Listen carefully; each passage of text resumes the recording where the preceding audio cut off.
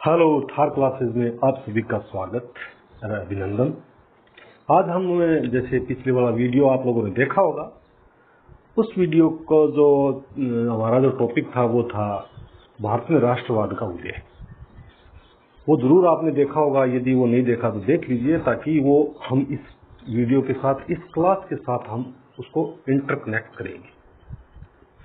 अच्छा, अब हम आगे बढ़ते हैं कि भारत में राष्ट्रवाद का उदय। भारत में राष्ट्रवाद के उदय का जनक कौन थे? राजा राम मोहन राय थे। क्यों थे? और भारत के अंदर ऐसा कौन सी परिस्थितियां उत्पन्न हो गई थी कि इस प्रकार का राष्ट्रवाद यानी राष्ट्रीयता की भावना लोगों के अंदर जागृत करने की जरूरत पड़ी? ऐसी कौन सी परिस्थितियां थी, इसके बारे में थोड़ा हम अध्ययन करेंगे। साथ साथ में परिस्थितियां कंप्लीट करने के बाद हम राजा राम मोहन राय के जीवन काल तथा उनके द्वारा कुछ महत्वपूर्ण कार्य किए गए उनका अध्ययन करेंगे, और साथ साथ में उनकी जो पुस्तक है उनके बारे में, पुस्तक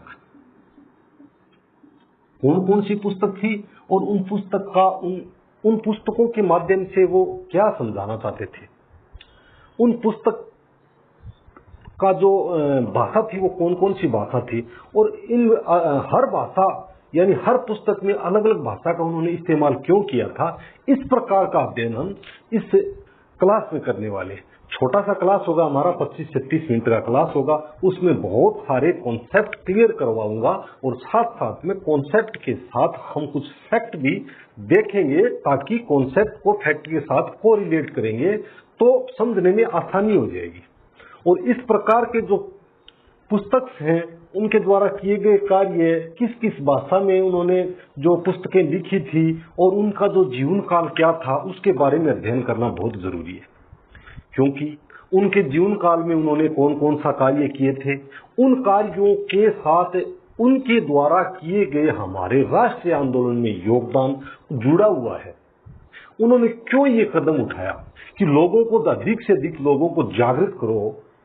उन्होंने कौन कौन से साधन अपनाए, जो कि उनका जो साध्य था वो राजनीतिक उद्देश्य था, उनको प्राप्त करने के लिए उन्होंने किन किन साधनों का इस्तेमाल किया, वो हम इधर अध्ययन करेंगे। देखिए, उस टाइम कौन कौन सा, किस प्रकार का वातावरण उत्पन्न हो गया था, जिसकी वजह से राजा राम मोहन राय ने अपने क्षेत्र में, अपने कार्यकाल में, अपने जीवन काल में ये कदम उठाया। देखिए, सबसे पहला, सबको पता है, बक्सर के युद्ध के बाद 1764 के बाद ईस्ट इंडिया कंपनी का भारत के ऊपर आधिपत्य, राजनीतिक आधिपत्य स्थापित होना प्रारंभ हो गया था। छोटे छोटे क्षेत्रों से प्रारंभ हुआ और वो फैलना शुरू हो गया। राजनीतिक आधिपत्य का जो आधिपत्य स्थापित करने का उनका मूल उद्देश्य था अधिकतम अपने आर्थिक हितों की पूर्ति करना। आर्थिक हितों की पूर्ति करने के लिए आने वाले समय में उनको किन किन चीजों की जरूरत पड़ी और कौन कौन सा सहयोग की जरूरत पड़ी, उन पर उनका विशेष फोकस रहा था। उनको अपनी यहाँ की प्रशासनिक और राजनीतिक व्यवस्थाओं को चलाने के लिए, अधिकतम आर्थिक हितों की पूर्ति के लिए उन्होंने क्या क्या कदम उठाए थे। देखिए, सबसे पहले उन्होंने अंग्रेजी भाषा के अंदर शिक्षा व्यवस्था स्थापित करना चाहते थे वो लोग, ताकि उस भाषा में निपुण लोग, कुछ कर्मचारी हमको मिल सके, ताकि हमारा जो यहाँ का प्रशासनिक ढांचा है उसमें उनका सहयोग मिल सके, निम्न स्तर पर, उच्च स्तर पर नहीं, निम्न स्तर पर। साथ ही साथ लोगों की भावनाएं हमारे साथ जुड़ जाएं, इसलिए उन्होंने धार्मिक प्रचार यानी अपने धर्म का प्रचार करना प्रारंभ कर दिया था। इस प्रकार हम आगे अध्ययन करेंगे। चलो हम अब टॉपिक वाइज करते हैं कि उनका जीवन काल क्या था, उनका कार्य क्या था, उसके बाद उनकी पुस्तक क्या थी, उसके बाद हम 4-5 टॉपिक और भी लेंगे। उनका धार्मिक योगदान क्या था, यानी धार्मिक क्षेत्र में उनका विचार कैसा था, सामाजिक क्षेत्र में उनका विचार कैसा था, राजनीतिक क्षेत्र उनका जो मूल उद्देश्य था उनका क्या विचार था। उन्होंने एक बहुत बड़े मंच का निर्माण किया था, उस मंच का क्या नाम था, और उस मंच पर लोगों को उन्होंने किस संसाधनों का इस्तेमाल करते हुए लोगों को जोड़ा था, उनके बारे में अध्ययन करेंगे। उस मंच का मूल उद्देश्य क्या था, उस मंच की जो सिद्धांत थे वो क्या थे, उसके बारे में हम अध्ययन करने वाले हैं। चलिए, हम बिना किसी समय को वेस्ट करते हुए हम आगे बढ़ते हैं। देखिए, राजा राम मोहन राय का जन्म जो है 22 जून 1772 है। आप याद कीजिए कि 1772 की परिस्थितियों में आप चले जाइए कि क्या हुआ होगा। रेगुलेटिंग एक्ट आया था, ठीक है, 1757 ईस्वी और 1764 में जो दो युद्ध हुए थे तो पूर्ण रूप से वो ब्रिटिश ईस्ट इंडिया कंपनी ने जीत लिए थे और उसके बाद इधर आधिपत्य स्थापित कर लिया था और लोगों का आर्थिक शोषण करना प्रारंभ कर दिया था। उस टाइम उनका जन्म हुआ था। जन्म के बाद उन्होंने क्या क्या किया, उनका जन्म कलकत्ता में हुआ था और जन्म के बाद उन्होंने ऐसी परिस्थितियां देखी और उन्होंने उन परिस्थितियों के अनुरूप उन्होंने अध्ययन करना प्रारंभ किया। तो अध्ययन में उन्होंने क्या किया, अरबी, फारसी, बंगला, संस्कृत, अंग्रेजी और हिंदी भाषा पर अध्ययन किया। इन भाषाओं का जानकारी प्राप्त की और इन भाषाओं में उन्होंने निपुणता प्राप्त कर ली। उनका मूल उद्देश्य क्या था? उनका मूल उद्देश्य ये था कि मैं कुछ ऐसा मंच तैयार करूंगा जिससे से अधिक लोगों को जोड़ने के लिए मुझे भाषा का सहारा लेना पड़ेगा। भाषा तो एक अपने विचारों, अपने अभिव्यक्ति, अपने विचारों को एक व्यक्ति से दूसरे व्यक्ति तक पहुंचाने के लिए भाषा का महत्वपूर्ण योगदान होता है। तो फिर इस भाषा का यहाँ पे भी महत्वपूर्ण योगदान हो जाता है। यदि उसको अरबी, फारसी, बंगला, संस्कृत, अंग्रेजी और हिंदी, ये 4-5 तरह की भाषाएं, यदि भाषाओं में वो जानकार हो जाते हैं तो क्या करेंगे? जिस क्षेत्र में वो बंगाल में रह रहे हैं तो बंगाल में वो कुछ ऐसे पत्र पत्रिकाएं लिखेंगे और लोगों के बीच में बांटना शुरू करेंगे। ठीक है, वो खैर आगे पढ़ेंगे हम कि कौन कौन सी पुस्तक उन्होंने कैसे क्यों लिखी थी और उस समय कौन सी परिस्थितियां थी जिनकी जरूरत पड़ी थी। तो वो पुस्तक भी हम इधर अध्ययन करेंगे। ये अपने जीवन काल के बारे में हम बता रहा हूं कि इन्होंने इनके अलावा कुछ भाषा और भी है जिनका भी उन्होंने अध्ययन किया था। अच्छा, इन भाषाओं का अध्ययन करने, उनकी पढ़ाई जो कंप्लीट यानी पूर्ण होने के बाद उन्होंने ईस्ट इंडिया कंपनी में नौकरी प्राप्त कर ली। उस नौकरी के दौरान देखो उन्होंने क्या किया। उस नौकरी के दौरान ब्रिटिश ईस्ट इंडिया कंपनी जो थी, उनकी जो शासन पद्धति थी उनसे वो वाकिफ हुए। उनके द्वारा जो विधियां बनाई जा रही थी उनसे वो वाकिफ हुए और क्रियान्वित करने का जो रास्ता था, उनका जो तरीका था, उनके बारे में वो जानकारी प्राप्त करते रहे। उसके बाद उनको ब्रिटिश ईस्ट इंडिया कंपनी से घृणा हो गई। क्यों? क्योंकि उनके द्वारा जितनी भी नीतियां बनाई जा रही थी, जितने भी नियम बना जा रहे थे, वो कोई भी नियम भारतीयों के हित में नहीं थे। सिर्फ उनका एक ही मूल उद्देश्य था, आर्थिक हितों की अपनी पूर्ति करना, ये मूल उद्देश्य था। तो इस चीज से देखते देखते वो एकदम तंग आ चुके थे। उसके बाद उन्होंने ईस्ट इंडिया कंपनी के अंदर जो नौकरी प्राप्त की थी उनका त्याग पत्र दे दिया, उधर से छोड़ दिया। उसके बाद राजा राम मोहन राय ने क्या किया, वो पूरे संपूर्ण भारत में घूमे और घूमकर के पूरे जो ब्रिटिश ईस्ट इंडिया कंपनी का जो शासन था उसके तहत जो यहाँ के भारतीयों की जो स्थिति थी, कंडीशन थी, उनके बारे में उन्होंने प्रत्यक्ष रूप से देखा। देखने के बाद उन्होंने आगे चल करके क्या किया वो आगे बताऊंगे।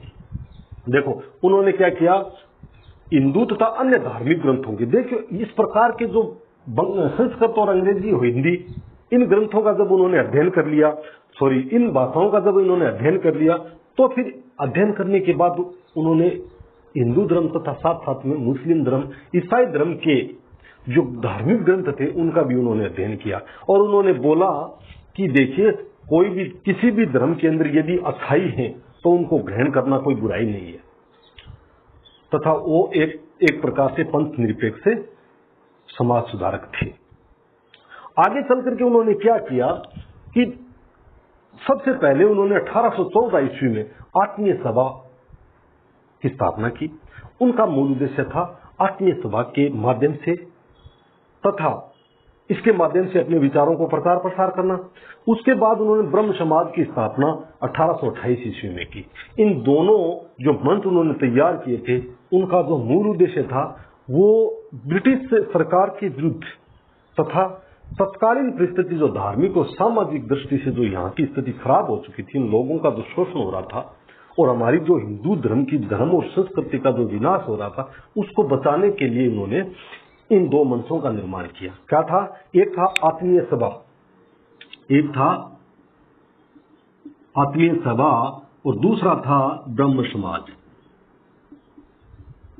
ब्रह्म समाज, इन दो मंचों का उन्होंने निर्माण किया। इन दो मंचों के माध्यम से अपनी विचारों को प्रचार प्रसार करना प्रारंभ किया था। इसको आज के युग से भी जोड़ सकते हैं। बहुत सारे ऐसे मंच बनाए जा रहे हैं चाहे किसी भी धर्म से रिलेटेड हो, किसी भी समाज से संबंधित हो, उनका जो ये मंच जो तैयार किए जाते हैं, उनको अपना विचारधारा को प्रचार प्रसार करना उन मंचों का उद्देश्य होता है। अच्छा, उसके बाद उन्होंने क्या किया, ब्रह्म समाज की स्थापना की उन्होंने 1828 ईस्वी में, और इसकी स्थापना की थी 1814 ईस्वी में। इन्होंने 2 मंच तैयार किए। उसके बाद इन मंचों पर अधिक से अधिक लोगों को जोड़ने के लिए उन्होंने कुछ पत्र पत्रिकाएं तथा पुस्तकें लिखी। कुछ पत्र पत्रिकाएं पुस्तकें लिखी। कौन कौन सी पुस्तकें लिखी थी? सबसे पहले उन्होंने एकेश्वरवादियों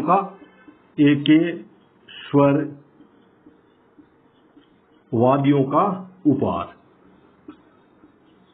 मतलब राजा राम मोहन राय बौद्ध, आगे जो हम पढ़ेंगे धार्मिक विचारधारा जो उनकी पढ़ेंगे तब मैं बताऊंगा कि वो बौद्धवाद तथा मूर्ति पूजा का विरोध करते थे बहुत सारे देवता, तो वो एकेश्वरवाद को बढ़ावा देना चाहते थे। इसलिए उन्होंने एक पुस्तक लिखी, एकेश्वरवादियों का उपहार, जो एकेश्वरवादी मतलब लोगों को एकेश्वरवादी बनाने के लिए, क्योंकि उस टाइम तत्काल एकेश्वरवाद पे उन्होंने ज्यादा फोकस क्यों किया और मूर्ति पूजा का विरोध उन्होंने क्यों किया? इनका मतलब यही था कि उस समय ईसाई धर्म और मुस्लिम धर्म था, उनके अंदर इस प्रकार का कोई प्रथा नहीं थी। उनका एक ईश्वर था, एकेश्वरवादी थे वो दोनों, और साथ ही साथ उन दोनों धर्मों के अंदर मूर्ति पूजा नहीं होती थी। इसीलिए उन्होंने एकेश्वरवाद को अपनाया और मूर्ति पूजा का विरोध किया, ताकि जो लोग धर्मांतरण कर रहे हैं, हिंदू धर्म से दूसरे धर्म में जा रहे हैं, उन लोगों को बचाया जा सके और हिंदू धर्म की रक्षा की जा सके। इसलिए उन्होंने एकेश्वरवादियों का उपहार नामक एक पुस्तक लिखी थी। उसके बाद उन्होंने प्रीसेप्ट्स ऑफ जीसस,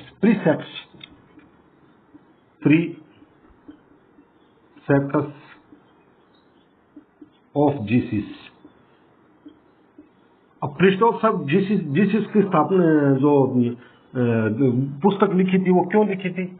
उसका मूल उद्देश्य क्या था? ये जो ईसाई जो 1813 ईस्वी के अंदर जो चार्टर एक्ट आया था, उसमें ईस्ट इंडिया कंपनी ने क्या किया, जो ईसाई मिशनरी थे उनको भारत के अंदर ईसाई धर्म के प्रचार प्रसार की अनुमति दे दी थी, और उन लोगों के द्वारा भिन्न भिन्न प्रकार के प्रलोभन दिए जा रहे थे। देखिए, ईसाई धर्म के अंदर ये अच्छाई है, हिंदू धर्म के अंदर ये बुराई है, ईसाई धर्म के अंदर हम आपको ऐसे करेंगे, हम संसारिक सुख सुविधाएं प्रदान करेंगे, धार्मिक और आर्थिक और सारे सामाजिक सब प्रलोभन दिए जा रहे थे।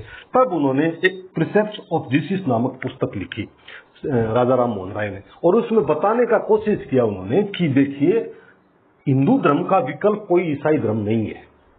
हिंदू धर्म को छोड़ करके ईसाई धर्म में जाने का कोई विकल्प नहीं है। ईसाई धर्म के अंदर क्या क्या बुराइयां थी और क्या क्या अच्छाइयां थी, उनके ग्रंथों को पढ़ करके राजा राम मोहन राय ने इस ग्रंथ की स्थापना की थी, इस ग्रंथ को लिखा था और लोगों को बताने का प्रयास किया। अब इसको किस में लिखा था? इसका जो भाषा थी वो अंग्रेजी थी, इसकी भाषा थी वो अंग्रेजी थी, ताकि अंग्रेजी जानने वाले लोग इसको पढ़ सकें। बुद्धिजीवी वर्ग उस टाइम जो भारतीय थे वो भी पढ़ सके उनको, और साथ साथ में ब्रिटिश जो यहाँ के ईस्ट इंडिया कंपनी के जो लोग थे वो भी इसको पढ़ सके। साथ में उसके बाद तोहफत उल मुहिद्दीन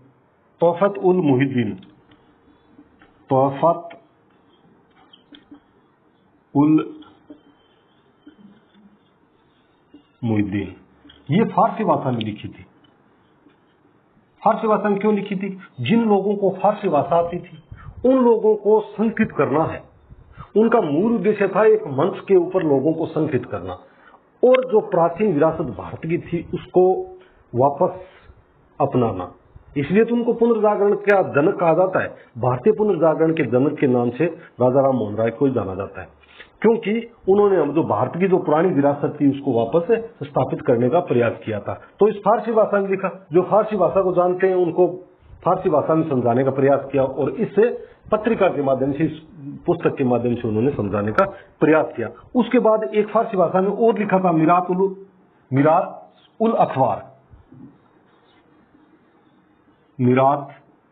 उल अखबार, एक अखबार निकाला था, ये भी फारसी भाषा में निकाला था। उनका मतलब यही था, फारसी भाषा में लिखने का मतलब यह था जो लोग फारसी भाषा जानते हैं ताकि ये लोग पढ़ सकें। और ये ब्रिटिश सरकार है, और ब्रिटिश सरकार के द्वारा जो अन्यायपूर्ण कार्य किए जा रहे हैं, जो अपने हितों की पूर्ति के लिए लोगों का शोषण किया जा रहा है, उसके बारे में लोगों को प्रचार प्रसार करके इन बुकों के माध्यम से समझा सके वो, ताकि एक बड़ा मंच तैयार हो सके। उसके बाद एक बंगला भाषा में, जहाँ पे ये रहते थे कलकत्ता के थे, तो बंगला भाषा में लोगों को कोई पत्रिका या कोई पुस्तक देना, लिख के देना जरूरी था, क्योंकि वहाँ के लोगों को जो स्थानीय भाषा थी वो बंगला थी, वही आती थी। तो बंगला भाषा में उन्होंने संवाद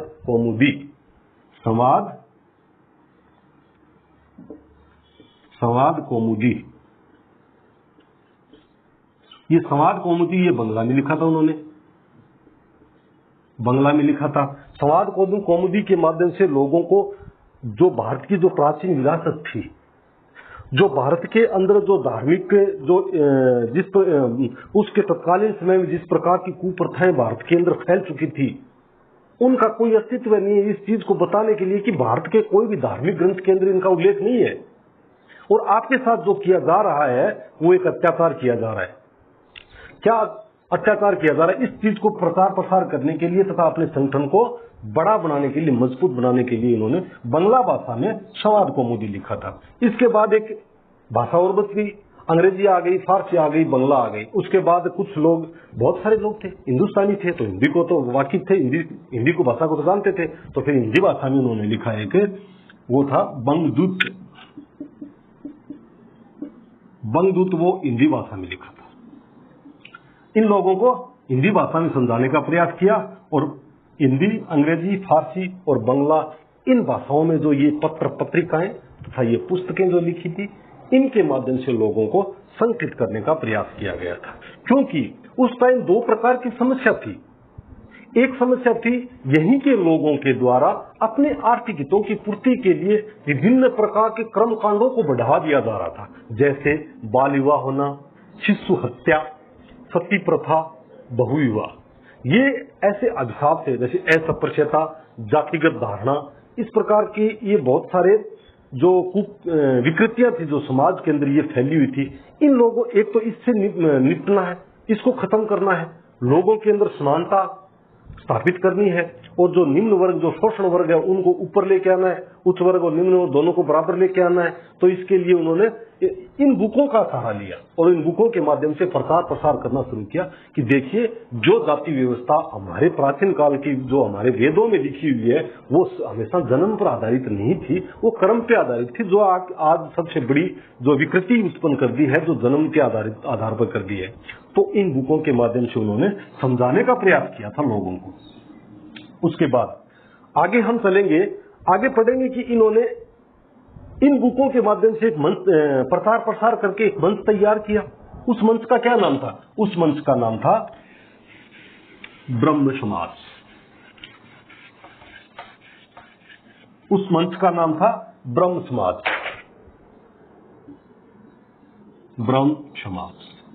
अब ये ब्रह्म समाज की स्थापना कब हुई? 1828 ईस्वी में हुई। इस ब्रह्म समाज के कुछ सिद्धांत थे जो कि हम आगे पढ़ेंगे। इस ब्रह्म समाज के ऐतिहासिक पक्ष हम देखेंगे कि ब्रह्म समाज में फिर आगे जाके क्या हुआ था।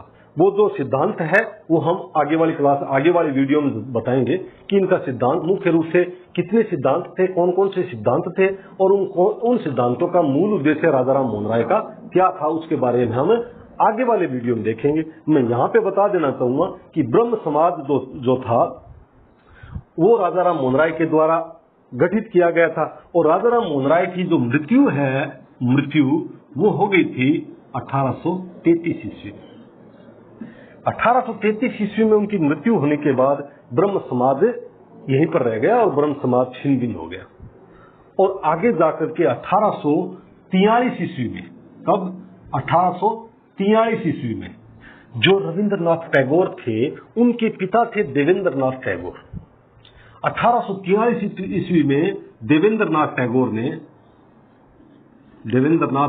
महोदय ने इसको पुनर्जीवित किया, वापस पुनर्जीवित किया।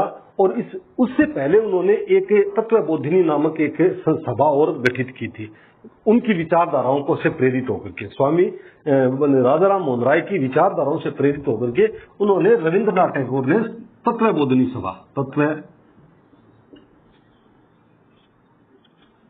सभा का भी गठन किया था। लेकिन आगे चल करके उनको एक मंच, तैयार मंच था जो छिन भिन हो गया था, उनको आगे बढ़ाया, वो था ब्रह्म समाज। अब ब्रह्म समाज के जो सिद्धांत थे, उन सिद्धांतों पर चलने के लिए लोगों को प्रेरित किया और अधिक से अधिक लोगों को जोड़ना प्रारंभ किया, यही किया। लेकिन एक इतिहास गवाह है एक चीज का कि चाहे उसमें वैदिक धर्म हो, चाहे उसमें बौद्ध धर्म हो, चाहे जैन धर्म हो, चाहे मुस्लिम धर्म हो, चाहे ईसाई धर्म हो, कोई भी धर्म हो, जब एक बार कोई भी धर्म जब अस्तित्व में आ गया तो कुछ वर्षों के बाद उसमें टकराव जरूर उत्पन्न हुआ है, उसका विभाजन अवश्य हुआ है। आप कहीं से ले लीजिए, आप बौद्ध धर्म से ले लीजिए, बौद्ध धर्म का विभाजन हीनयान महायान में हो गया था। क्यों? क्योंकि एक लंबे समय के दौरान बहुत सारे लोगों का ये मंच बहुत बड़ा बन जाता है और हर जो इंसान, जो हर आदमी होता है, हर जो व्यक्ति होता है, उनकी विचारधारा हमेशा मिलती जुलती नहीं रहती, उनमें यूनिक कुछ न कुछ डिफरेंस जरूर मिलता है। हर इंसान की एक यूनिक विचारधारा होती है जो कि आपस में मेल नहीं खाती। मुख्य रूप से तो विचारधारा वही लोग आएंगे उस संगठन के अंदर जिनकी विचारधारा एक होगी, लेकिन कालांतर में उनकी विचारधाराओं में मतभेद उत्पन्न हो जाता है और अंत में जाकर के उनकी कुछ अलग से शाखाओं में विभाजित हो जाता है। आप बौद्ध धर्म को ले लीजिए, महायान हीनयान में हो गया था। जैन धर्म को ले लीजिए, श्वेतांबर दिगंबर में हो गया था। उसके बाद आप इस्लाम धर्म को भी ले लीजिए, और उसके बाद जो यूरोप का जो ईसाई धर्म था वो भी प्रोटेस्टेंट मार्टिन लूथर महोदय के नेतृत्व में ये कैथोलिक में भी विभाजित हो गया था। इसी प्रकार ये जो ब्रह्म समाज है, इसमें भी लोगों का ये बौद्ध का मंच बन गया था, तो उनकी विचारधाराओं में मतभेद होना शुरू किया गया था।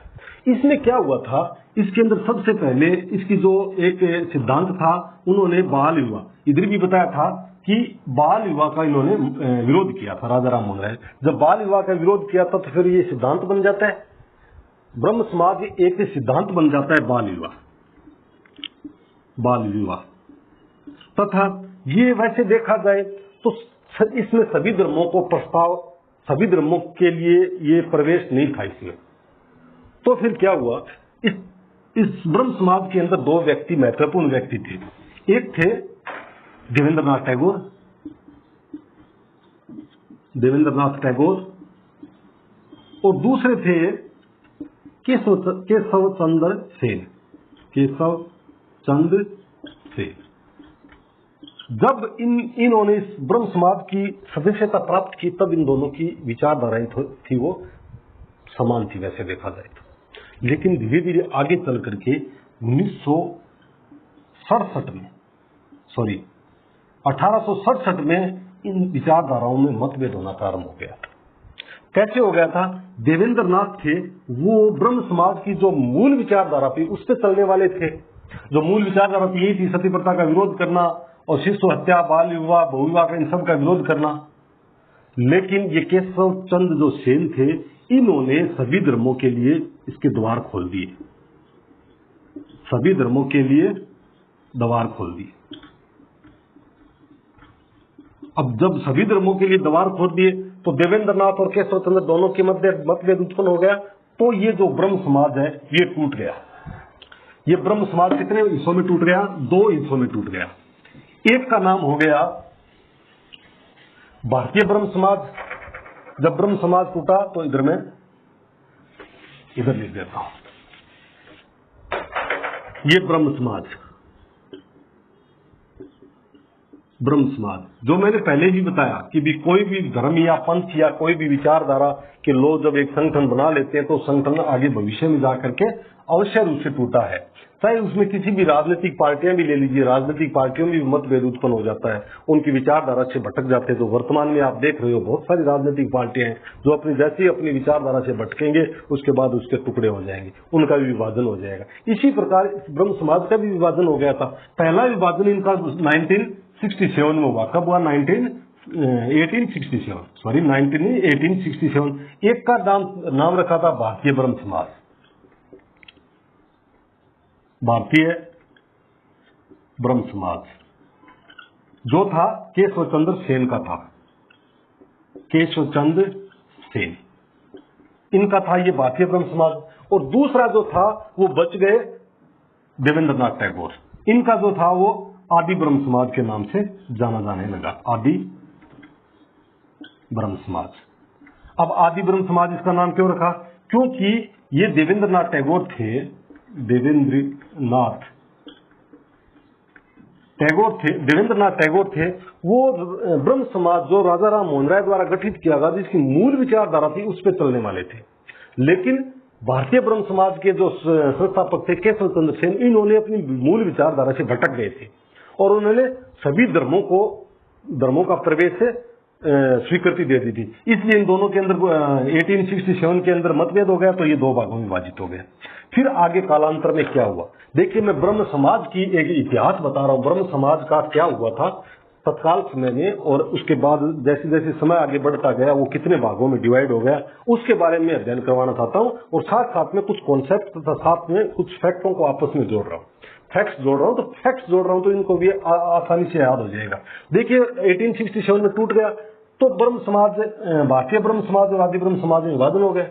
अब केशव चंद्र सेन महोदय ने क्या किया, अपने इसका टुकड़ा होने के बाद 1867 के बाद इसका एक अलग हो गया था, और इसकी जो मूल विचारधारा क्या थी, बाल विवाह का विरोध करना, ये भी उनकी मूल विचारधारा के अंदर एक तत्व था, एक उनका जो पॉइंट था वो था। तो 1867 के बाद केशव चंद्र सेन जब दूसरा अपना भारतीय ब्रह्म समाज की स्थापना कर ली, उसका विभाजन हो गया, तो इन्होंने कूच बिहार के जो एक शासक थे, कूच बिहार के शासक, अब कूच बिहार के शासक होंगे, राजा होंगे, वो तो एजेड होंगे, कम से कम वैसे देखा जाए तो 30 साल से तो ऊपर होंगे, कम से कम देखा जाए तो 30 साल से ऊपर होंगे। लेकिन अपनी पुत्री जो 13 वर्ष की थी का विवाह इनसे कर दिया, कूच बिहार के शासक से कर दिया। अब उनकी पुत्री थी वो 13 साल की थी और उनकी शादी एक शासक के साथ कर दी। तो इसके अंदर जो भी लोग थे, केशव चंद्र सेन के जो इस भारतीय ब्रह्म समाज के जो सदस्य थे, उनके बीच में भी फूट पड़ गई कि आपने ये क्या किया। ये हमारे ब्रह्म समाज का मूल जो उद्देश्य था कि हम बाल विवाह का विरोध करेंगे, सती प्रथा का विरोध करेंगे और शिशु हत्या का हम विरोध करेंगे और समाज में फैले कर्म कांडों का हम विरोध करते हुए उनको समाप्त करके एक समाज को अच्छा रास्ता देंगे, ये तो हमारी मूल विचारधारा है। और आपने क्या किया, ये 13 साल की अपनी बच्ची का विवाह कूच बिहार के शासक के साथ, इतने बड़े एजेड थे उनके साथ शादी कर दी। तो फिर इनका भी एक विभाजन हो गया। ये जब टूटा तो 2 भागों में टूटा। ये कितने भागों में टूटा? 2 भागों में टूटा। एक था जैसा था वैसा ही रहा, भारतीय ब्रह्म समाज, भारतीय ब्रह्म समाज, जिसके प्रवर्तक केशव चंद्र सेन स्वयं थे। उसके बाद दूसरा जो टुकड़ा हुआ वो हुआ था साधारण ब्रह्म समाज, साधारण ब्रह्म समाज। इस प्रकार कहां से ब्रह्म समाज है जो 1828 ईस्वी से प्रारंभ हुआ था और अंत में जाते जाते इनके बहुत सारे टुकड़े हो गए और इनकी धीरे धीरे करते करते इनकी प्रासंगिकता, जो मूल प्रासंगिकता थी, जो मूल उद्देश्य थे, उनसे लोग भटक गए और ब्रह्म समाज का ऐसे पतन हो गया था। इस प्रकार मैं आपको समझाने की कोशिश कर रहा हूं कि राजा राम मोहन राय थे, इनका 2 जो मुख्य रूप से ये थे, राष्ट्रीय आंदोलन के जनक थे और ये भारतीय पुनर्जागरण के जनक थे। और ये जनक किस रूप में थे? क्योंकि उन्होंने सर्वप्रथम, देखो भारत है वो सदियों से विदेशी दास्ता मतलब जंजीरों में जकड़ा हुआ था। लोग, विदेशी लोग आते थे, इस पे आक्रमण करके इनको एक गुलामी अवस्था में जिया था, सदियों से जिए थे। लेकिन इससे बचाने, इस चीज से, इस परतंत्रता से मुक्ति दिलाने के लिए सर्वप्रथम जो कदम उठाया था वो मुख्य रूप से राजा राम मोहन राय उठाया था। इसीलिए वहां पर क्या कदम उठाया था, उनका जो मौलिक विचारधारा थी कि लोगों के अंदर राष्ट्रवाद की विचारधारा पनपा दो, इनको राष्ट्रीयता की भावना उत्पन्न कर दो, लोगों को जागृत कर दो। लोगों को जागृत करोगे तो एक संगठन का निर्माण हो जाएगा और उस संगठन के माध्यम से ये जो ब्रिटिश ईस्ट इंडिया कंपनी जो हमारा शोषण कर रही है, इससे हम मुक्ति पा सकते हैं। और इस चीज का उन्होंने अध्ययन किया था। वैदिक ग्रंथ, हमारे जो धार्मिक ग्रंथ थे, हिंदू धर्म से संबंधित जो धार्मिक ग्रंथ थे, उनमें लिखा हुआ था कि भारत के अंदर किसी भी प्रकार की कोई अन्य शक्ति नहीं है। भारत एक स्वतंत्र देश था और जो प्राचीन काल में सोने की चिड़िया कहा जाता था, तो ये कौन आ गए? ये है वो विदेशी हैं और हमारा आर्थिक शोषण करने के लिए लोग आए हैं। तो इनका जो अब तत्कालीन समय में बुद्धिजीवी वर्ग राजा राम मोहन राय जैसे लोग तो बहुत कम थे, तो इनसे अब कौन लड़े? तो इनसे लड़ने के लिए इन्होंने इस प्रकार कदम उठाए, विभिन्न भाषाओं का अध्ययन किया और उसके बाद कुछ पुस्तक, एक ब्रह्म समाज की स्थापना की और आत्मीय सभा की स्थापना की। इनके माध्यम से लोगों के अंदर अपने विचार प्रचार प्रसार करना शुरू किया और ब्रह्म समाज की स्थापना करने के बाद ये पुस्तकें लिखी और उन पुस्तकों के माध्यम से लोगों में जन जागृति पैदा करना प्रारंभ किया। उसके बाद उनका जो मूल उद्देश्य था वो आगे क्या था? उनका जो मूल उद्देश्य था, लोगों का तत्कालीन समय दो प्रकार के उद्देश्य थे उनके। एक तो था तत्काल समय में जो समाज के अंदर जो विभिन्न प्रकार की विकृतियां उत्पन्न हो गई है, कुरीतियां पैदा हो गई है, उनको समाप्त करना था। हिंदू धर्म तथा संस्कृति का बचाव करना था। दूसरा जो दीर्घकालीन था, एक बहुत बड़ा मंच तैयार करना तथा भविष्य में राजनीतिक स्वतंत्रता प्राप्त करना उनका मूल उद्देश्य था, जो कि हम आगे वाली क्लास के अंदर इस प्रकार राजनीतिक विचारधारा इनकी कैसी थी और धार्मिक विचारधारा क्या थी और सामाजिक विचारधारा क्या थी, वो क्या करना चाहते थे और क्या कर दिया उन्होंने। और उसके बाद भारत का जो एक स्वरूप बदल गया और भारत के अंदर एक प्रकार से एक छोटा सा मंच तैयार किया और उस मंच को देख देख के लोगों को इन भाषाओं के माध्यम से, इनके जो ग्रंथ थे उनके माध्यम से जगह जगह छोटे छोटे मंच और बनने प्रारंभ हो गए और अंत में ये सारे के सारे मंच एक हो गए और एक बहुत बड़े मंच का निर्माण हो गया, जो कि जिसका जो परिणाम निकला वो 15 अगस्त 1947 निकला। ये कोई छोटी कम समय की यात्रा नहीं है, बहुत लंबे समय की यात्रा है। लेकिन प्रारंभ जो हुआ था वो 18वीं शताब्दी में राजा राम मोहन राय का जन्म हुआ था, तो 19वीं शताब्दी के प्रारंभ से ही इस प्रकार के कदम उठाए गए थे और इस प्रकार के छोटे एक मंच बनाए गए थे और उन मंचों का ही जो परिणाम था वो भारत को स्वतंत्र कराने का था। बहुत कई सदियों से भारत परतंत्र था, दूसरे विदेशी दास्ता में था, उनसे मुक्ति दिलाने के लिए और राजा राम मोहन राय ने जो प्रयास किए थे वो बहुत ही महत्वपूर्ण थे। और आगे वाली क्लास के अंदर हम क्या पढ़ेंगे? राजनीतिक विचारधारा पढ़ेंगे, उनके द्वारा जो मांगे उठाई गई थी उन मांगों का मूल उद्देश्य क्या था। साथ में हम धार्मिक विचारधारा पढ़ेंगे कि इन्होंने किन किन चीजों का विरोध किया था ताकि हमारे हिंदू धर्म तथा संस्कृति का बचाव उसकी, और समाज के क्षेत्र में, सामाजिक क्षेत्र में उन्होंने कौन कौन सा योगदान दिया था, उनके बारे में भी हम अगली क्लास में अध्ययन करेंगे। आज इस क्लास को हम इधर ही विराम देते हैं। जय हिंद, जय भारत। लास्ट में एक लाइक और सब्सक्राइब तो आप चाहोगे तो बन सकता है। थैंक यू, धन्यवाद।